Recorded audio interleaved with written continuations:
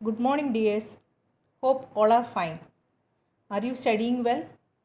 Next week, we are going to have unit test from June 29th. So, prepare well for the exam and write the exam also well. Last week, we discussed about adding manures and fertilizers. Third step in the basic practices of crop production. Today, we are going to discuss about irrigation.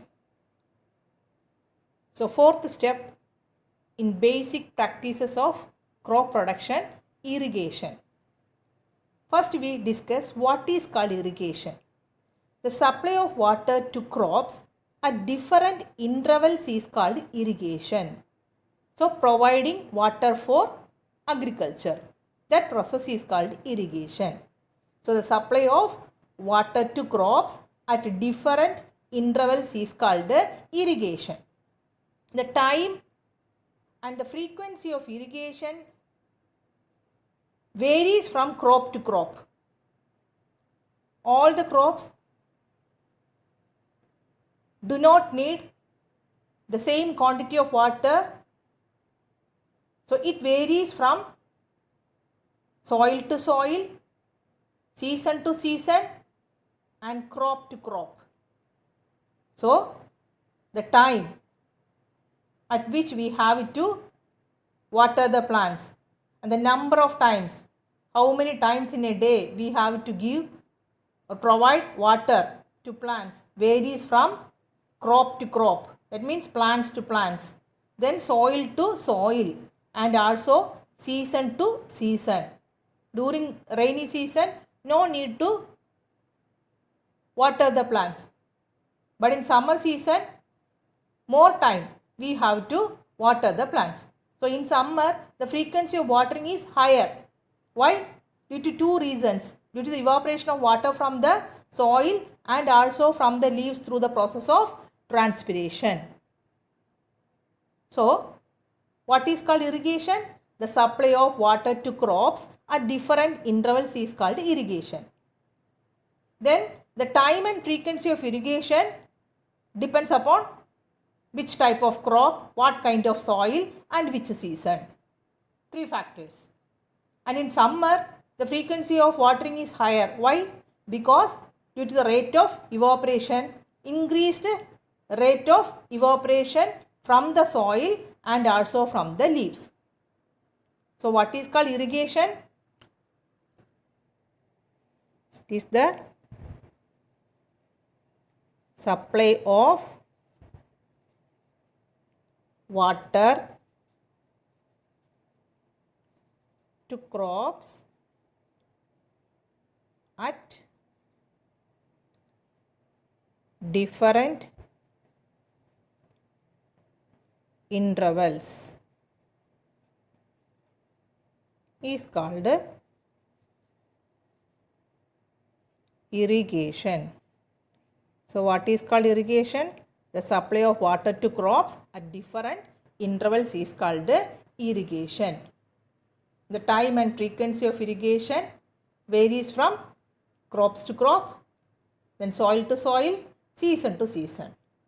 In summer season, the number of times of watering is more when compared to rainy season. Why?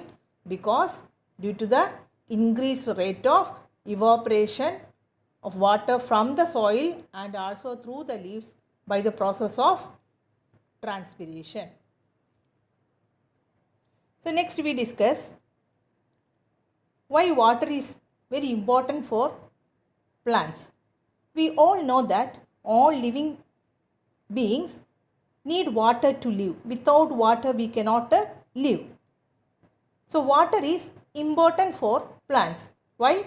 Because it helps in the proper growth and development of flowers, fruits and seeds of the plants. So, water is essential for the germination of seeds. So, without water, seeds won't germinate. In dry conditions, seeds won't germinate. When we water the seeds, seeds germinate. So why water is important?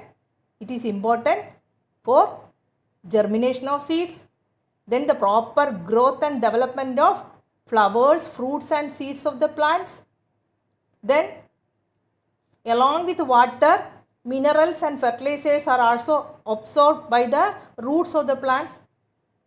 So for the absorption of fertilizers and minerals from the soil, water is helping the plants to get all these fertilizers and minerals by dissolved form. It is in the dissolved form.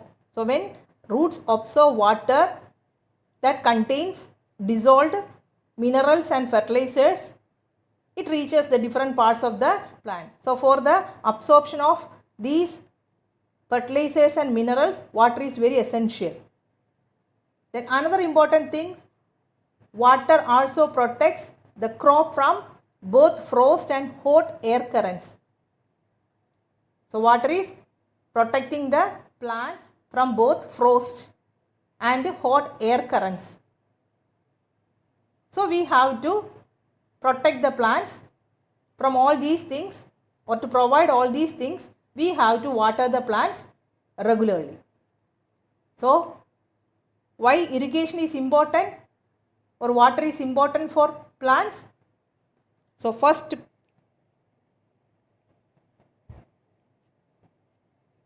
it helps in the germination of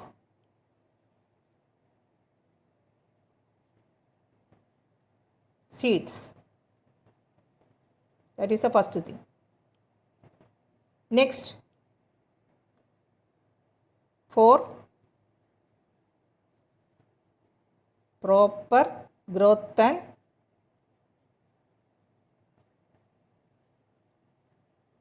development of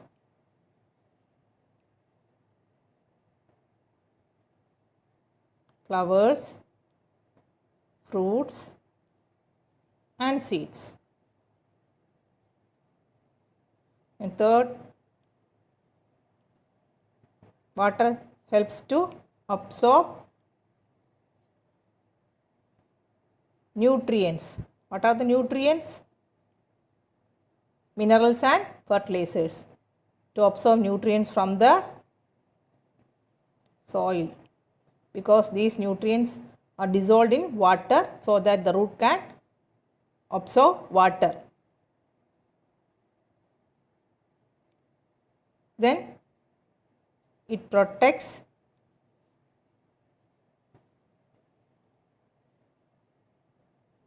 crops from frost and hot air currents during summer season. Hot air currents. So water is very important for plants to help in the germination of seeds, for proper growth and development of flowers, fruits and seeds, to absorb nutrients from the soil and to protect the crop from frost and hot air currents. So we have to regularly water the plants. To maintain the moisture of the soil for healthy crop growth, fields have to be watered regularly. So irrigation is very important. What is irrigation? The supply of water to crops at different intervals is called irrigation. And irrigation, time and frequency of irrigation depends upon the type of the crop, type of the soil and the season.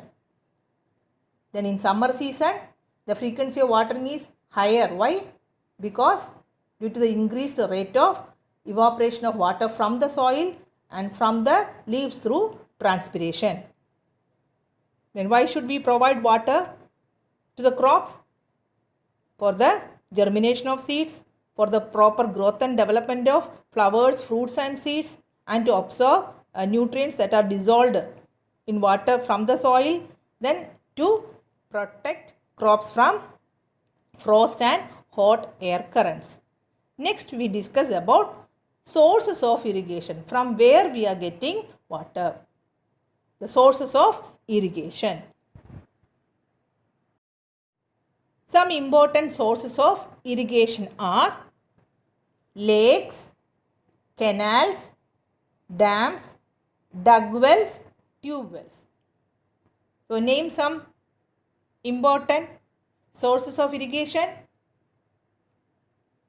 Lakes, then canals. Canals means thodu. Lakes, tadagam. Then dam. Dams are there. Dug wells. Then tube wells. So which are the sources of irrigation? From where we will get water for irrigation? Lakes, canals, dams, dug wells, tube wells. So all these sources will get water mainly from the rain.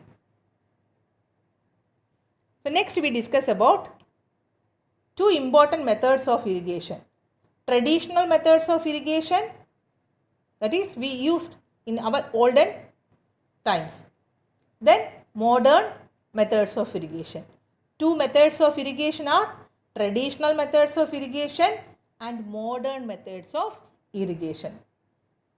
So first we discuss about traditional methods of irrigation. So traditional methods of irrigation.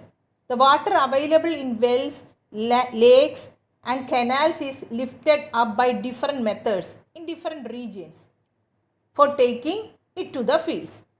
So water that we are getting from the sources such as wells, lakes, canals is lifted up or carried by different methods to different regions for taking it to the fields. So here in the traditional methods, cattle or human labor is used in these methods. So in order to carry water to different regions from these sources, mainly human beings and cattle labor are used. So these methods are very cheaper. So advantage of traditional method is very cheaper, but it is less efficient. That is another disadvantage. So first advantage, it is cheaper, but disadvantage, less efficient. So traditional methods of irrigation, cattle or human labor is used. And these methods are cheaper but less efficient. So the various traditional ways are moat, that is pulley system. Then chain pump system. Then dekli. Then rahat or lever system. So the four important traditional methods of irrigation are, first one is moat. This is moat. Here human labor is used. Then chain pump. Here it is chain pump.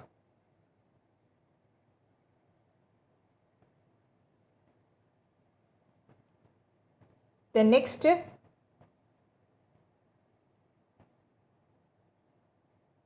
dekli. Next rahat.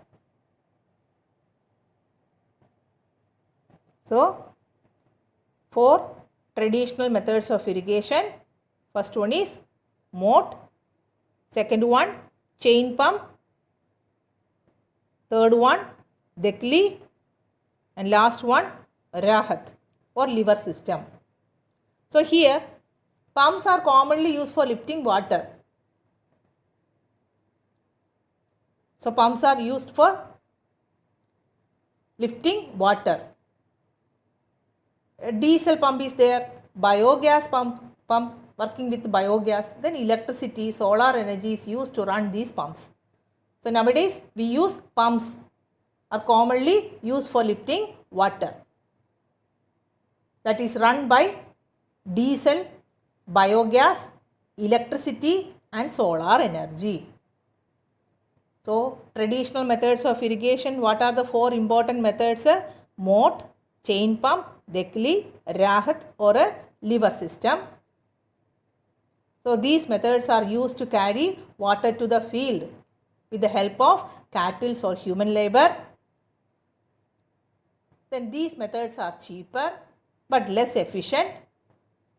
Then pumps are commonly used for lifting water, and the pumps are working with the diesel, biogas, electricity and solar energy.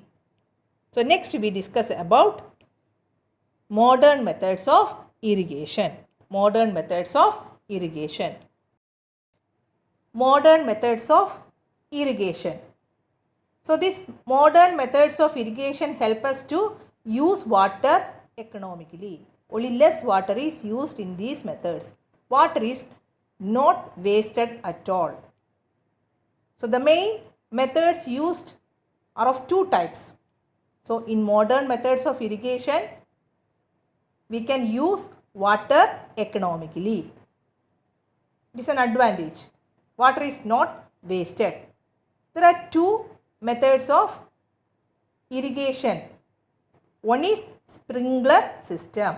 In modern methods of irrigation, there are two types are there, two methods are there. One is sprinkler system. So this is sprinkler system.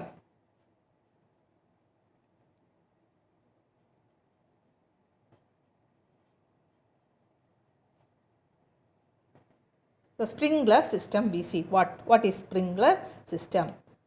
So in this system,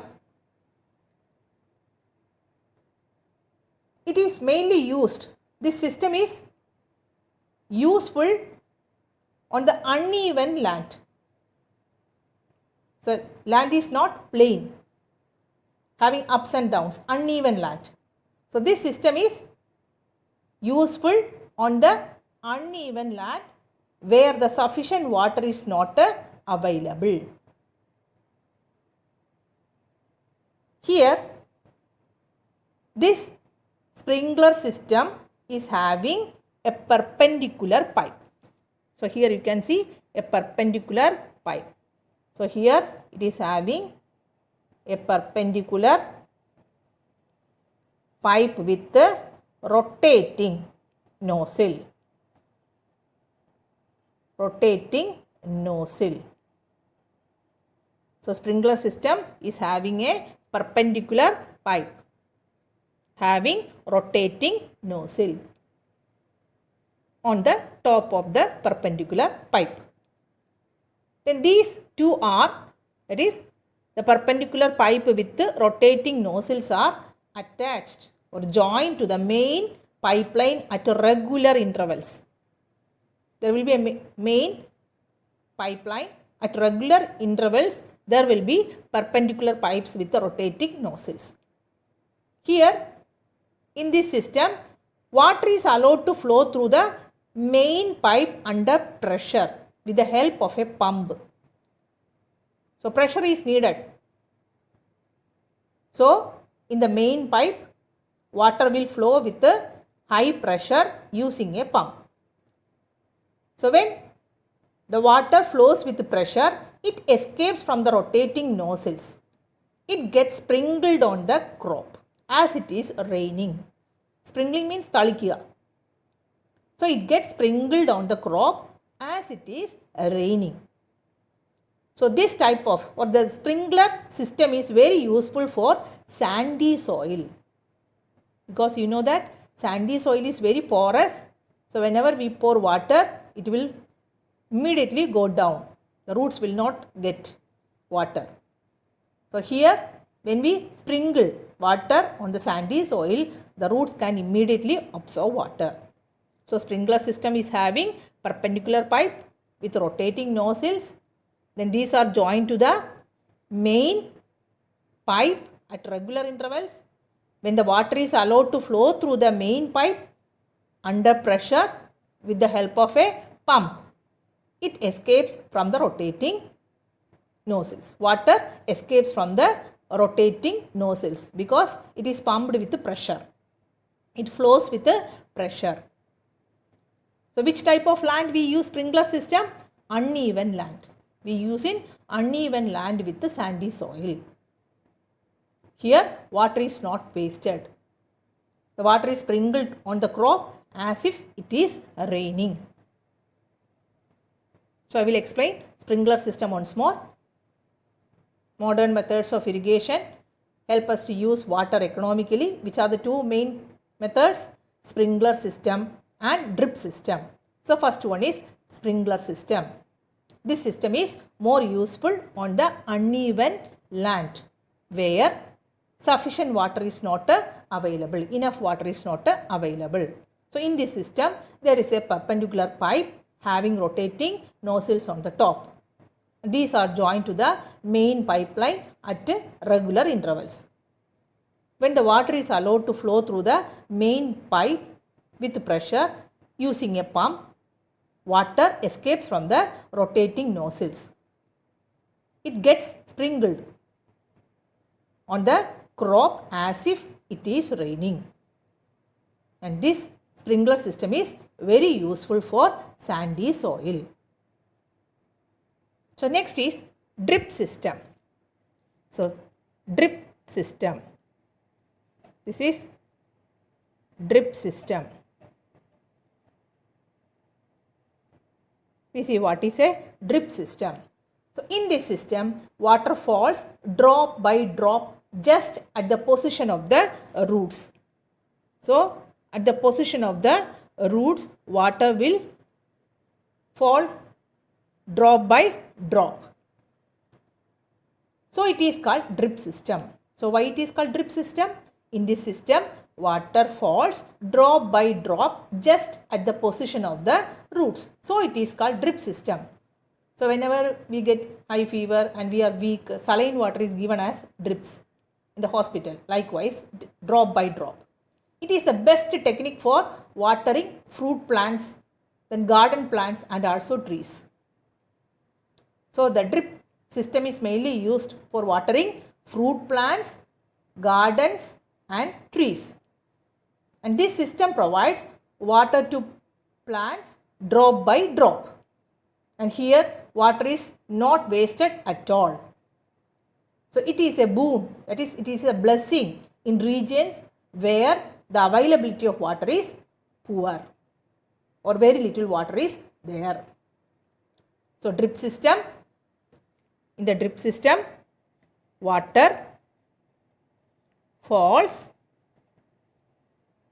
drop by drop just at the position of the roots. Then it is best for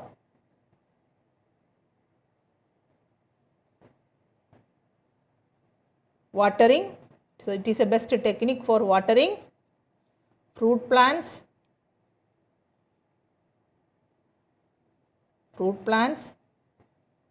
then garden plants,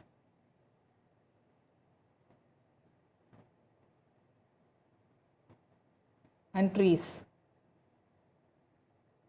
So here water falls drop by drop. It is the best technique for watering fruit plants, garden plants and trees. Then here the water is not wasted at all. And where we can use this? In region where the availability of water is poor. So this technique we can use. This system is used in region with availability of less water. So this system is used in region with less water. Availability of water is poor in some regions. Those regions we can use a drip system. So I will explain once more the drip system. So in this system, water falls drop by drop just at the position of the roots. So it is called drip system. Then it is a best technique for watering which plants? Fruit plants, garden plants and trees also. Then where it is used or where it is a blessing? It is a blessing in regions where the availability of water is poor.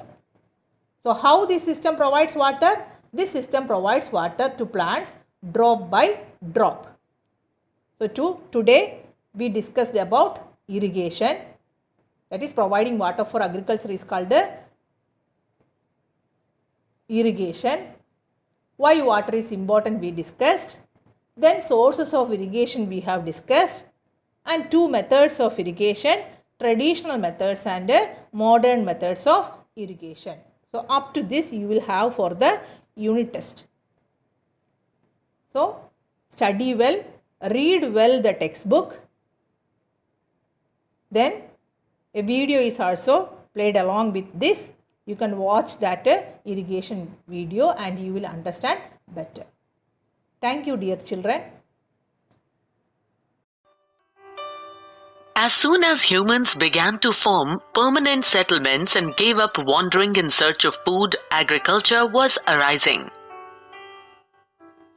Agriculture is the science and art of producing crops and livestock for various useful purposes. We use many agricultural products every day, like food, clothes, etc. In ancient times, humans were nomadic. They were mainly dependent on plant parts and hunted animals for food. Eventually, they learned to cultivate plants. Since the population of the world is increasing day by day, how can the demand of food for such a large population be fulfilled? In order to fulfill the demand, food has to be produced on a large scale. The large-scale production of plants in a specific area of land is called agriculture. Crop is the most important part among the various components of agriculture. So, what do we understand by the term crop? Crop is the growing of same kind of plants in a field on a large scale. We grow different types of crops in our fields, like cereals, vegetables, fruits, etc. These crops can be classified on the basis of seasons in which they grow well. Due to difference in climatic conditions like temperature, humidity, and rainfall, in different parts of the country, different crops are grown in different locations. Now let us discuss about the different seasonal crops grown in India. They are Kharif crops and Rabi crops. Kharif crops include the crops grown during the rainy season. The rainy season in India is generally from June to September. Some of the examples of Kharif crops are maize, paddy, soybean, cotton, groundnut, etc., which require humidity and lots of water. On the other hand, Rabi crops include the crops grown during the winter season. Winter season is generally from October to March. Examples of Rabi crops are gram, wheat, pea, mustard, linseed, etc. Then, which crops are grown in summer months? Some pulses and vegetables are grown during summers with the help of irrigation. A farmer puts a lot of efforts into the process of crop production. During this process, he undertakes several activities over a time period. These activities are called agricultural practices. Major agricultural practices are preparation of soil, sowing, addition of manure and fertilizers, irrigation, harvesting, protection from weeds, and storage. India is an agriculture-based country. Hence, agriculture is the backbone of Indian economy. So, the improvements in agricultural practices hold the key of our future.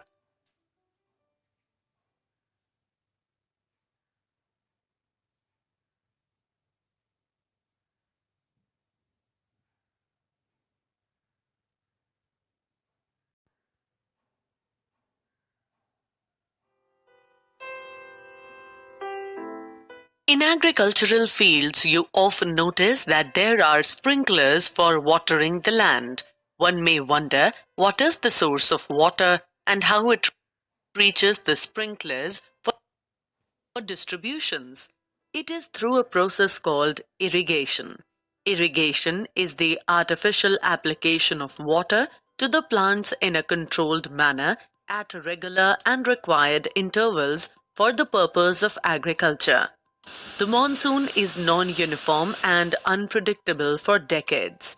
To overcome this, farmers developed this artificial irrigation system to provide proper supply of water to the crops, as water is important for proper growth and development of plants.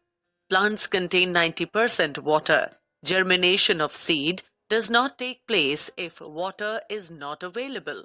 To maintain the moisture in the soil, which is essential for healthy growth of crop, fields should be irrigated regularly. The time, amount, and intervals of irrigation depend on the type of crop, soil, and season. For example, in summers, the frequency of irrigation is higher due to the increased rate of evaporation of water from the soil and the leaves. The sources of irrigation are wells, tube wells, ponds, lakes, rivers, dams, and canals. Based on the approach, the irrigation system is broadly divided into two subtypes, traditional and modern. The traditional approach encompasses four methods, and in the modern approach mainly comes two methods. The traditional methods are cheaper but less efficient as the cattle or human labor is used. The traditional methods include moat or pulley system, chain pump, dhekli, rehet or lever system. On the other hand, modern methods help us to use water economically. The modern methods that are widely used for irrigation are the drip system and the sprinkler system. As the name suggests, in the drip system, water is allowed to drip slowly at or near the root zone of plants. The water drips at very low pour through the network of pipes fitted with outlets called emitters or drippers. It is very beneficial in areas where availability of water is poor. In the sprinkler method, water is applied to the crop using shower method. It is more useful on the land which is uneven and where sufficient water is not available. In this method, water is supplied to the crops in a manner which mimics the natural rainfall. It is done by allowing the pressurized flow of water through small rotating nozzles. The pressure is usually obtained by using pumping. The modern methods ensure enough or uniform supply of water such that each crop plant has the amount of water that is neither too much nor too little.